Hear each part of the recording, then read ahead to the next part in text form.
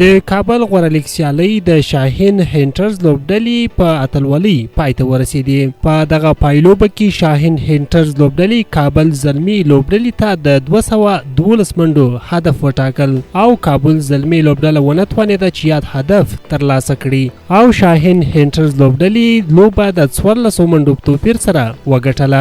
په دغه پایلوبه کې د شاهین هینټرز لوبډلې لوبغاړی صدیق الله اتل و چې 103 منډې یې ترلاسه کړې او د لوبې غوره لوبغاړی ونومول شو. د افغانستان د تیکواندو لوبغاړو د 5 هیوادونو لوبغاړو ته ماتې ورکړې. د افغانستان د تیکواندو ملي لوبغاړو د کوریا په نړیوالو ازیادو سیالیو کې تر دې دمه د امریکا، عراق، جنوبي کوریا او ګوام لوبغاړي مات کړي دي. د تیکواندو فدراسیون د معلوماتو په اساس په دویم وزن 58 کیلو کې محسن رضایی خپل امریکایي سیال په 2 راونډو کې مات کړ او کوارټر فاینل ته یې لاره پیدا کړه. حکمت الله زین په 58 کیلو وزن کې عراقي لوبغاړی مات کړ او د هم کوارټر فاینل ته لاره پیدا کړه. رامین امینی په 54 وزن کې خپل کوریایي سیال مات کړ او نیمه پایلوبي ته یې لاره پیدا کړه. رامیش حسینی هم په 80 کیلو وزن کې خپل سیال چې د ګوام وو مات کړ او نیمه پایلوبي ته یې لاره ومونده.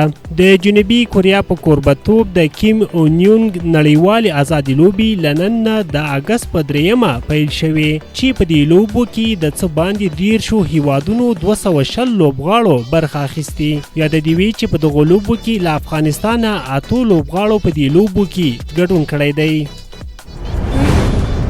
د افغانستان د فوټبال فدراسیون وایي افغان لوبڅار شریف الله سروري د اسیا د 23 کلنو جام د 2024 کال مقدماتي لوبو د لوبڅاري لپاره بلل شوی دی.